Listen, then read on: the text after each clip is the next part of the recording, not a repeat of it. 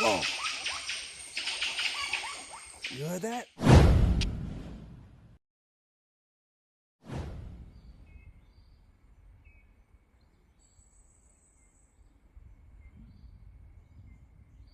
It's the dry season on Langkawi, and I always say it's the best time to be on the island because this dry condition put our trees under a lot of stress. And when rainforest trees do not get enough rain, it is the trigger to set off the flowering season.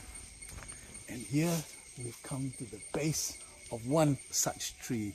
It's merpau, and it's now flushing. Whoa! You heard that? That's a squirrel. That's a giant squirrel, and it's discovered us, and it's really a bit pissed off. And maybe he wants us out of here, or maybe he's seen a bird of prey. Yeah, so it's wonderful. The forest is